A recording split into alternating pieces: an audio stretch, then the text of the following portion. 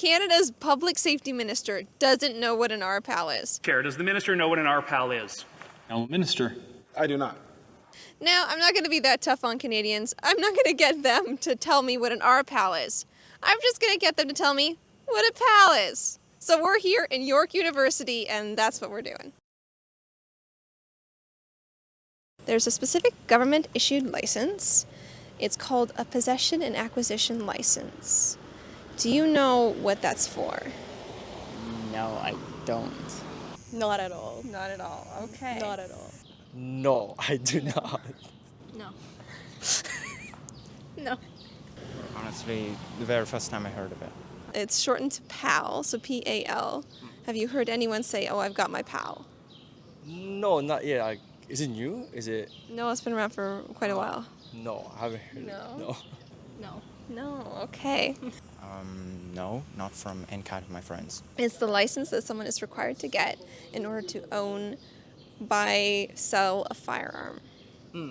So in order for someone to get their PAL, they have to go through a very long process. It takes months. They first have to take the CFSC, so the Canadian Firearms Safety Course.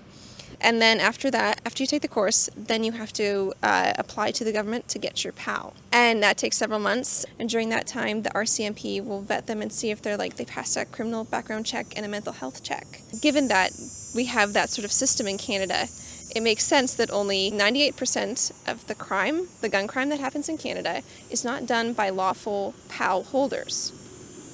So PAL holders, it makes sense, right? Yes. The system is so good that criminals just never get to holding a PAL, and so criminals actually will go through legal processes to get a firearm. But lately what we've been seeing is the Canadian government is now trying to ban guns from PAL holders and start taking, like, even these hunting rifles. Like, people will use them for hunting, but they're beginning to ban firearms. Does it make sense for them to do that? Personally, based on what you've told me, I think not. I don't really see the reason why they should take it if the statistic doesn't really show that they should. No, I don't think that's right. I feel like if you go through the proper processes of having it, and it was legal prior to that, and it was probably used for like hunting, then I feel like it's fine. No, I think when they are cleared to have guns without any criminal record, and they, especially with the trainings and all the licensing required for that, I think it's their right to have it if they know how to use it and if they know when to use it. And banning that, I don't think would help anyone. But they are still trying to make a lot of these hunting rifles illegal. Why do you think they're doing that? I think they're just trying to maybe show that they're trying to crack down on a gun problem in a way, but it's not actually effective. Maybe, I guess, illegal hunting practices. Let's say I give you the license to use guns and I see some shootings, so I'm taking away your guns. That's going to solve the problem. I think the problem comes from somewhere more like deeper, and I think the problem comes from somewhere else, and the government should look for that problem instead of banning the guns. Like, the government knows this, though. They know that these PAL holders aren't doing the shootings, right? It's like, it's known. Like, you don't stop on your way to rob the bank to wait months before you can even have the firearm. But they're still doing it. So do you think the issue with the government banning guns, though, is more that the government wants control rather than the government wants to end crime?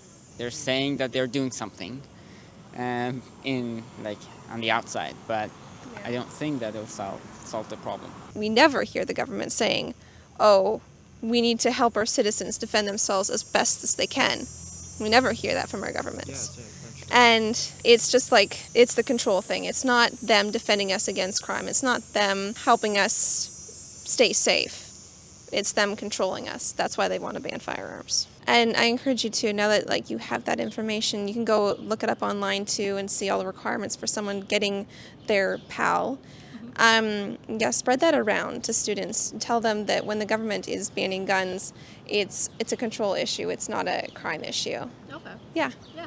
There you have it. Given the facts straight and clear, Torontonians will admit that gun control is wrong. If you like this video, please hit the like button down below. Comment for any other videos we'd love to see from Unify Canada, and subscribe. It really helps the channel out. Bye.